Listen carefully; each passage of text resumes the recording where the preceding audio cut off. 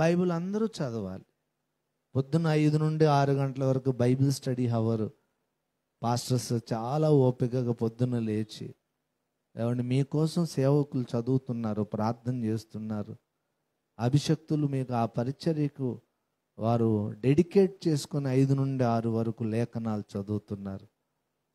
ఏమండి చదివే ఓపిక లేనప్పుడు కనీసం పొద్దున్న 5 గంటలు లేచి ఆన్ చేసి మీ మొబైల్ అక్కడ పక్కన పెట్టుకుని ఉంటే వాక్యము మీలోనికి అలాగ ప్రవహిస్తూ ఉంటుంది. ఒకనాటికి బైబిల్ ఉండదు మన చేతుల్లో.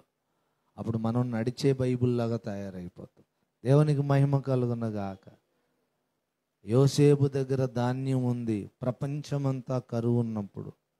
అలా ప్రపంచమంతా వాక్య కరువు వచ్చినప్పుడు అగాపే సంఘ బిడ్డల దగ్గర వాక్య ధాన్యం ఉంటుంది. అక్కడికి వెళదాం పదండి అని అందరు ఇక్కడికి వస్తారన్నమాట.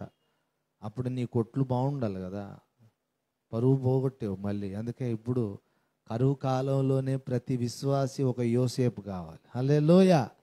ప్రతి విశ్వాసి ఒక యోసేపు లాగా సమృద్ధిగా పంట పండిన కాలంలోనే వాక్యాన్ని మనం ఏం చేయాలి? కూర్చుకోవాలి.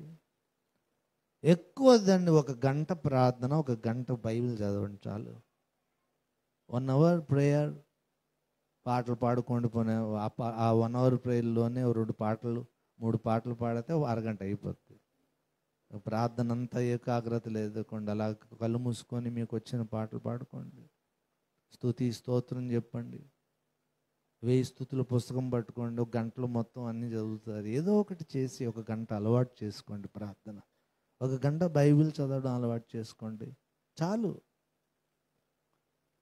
అది చాలు.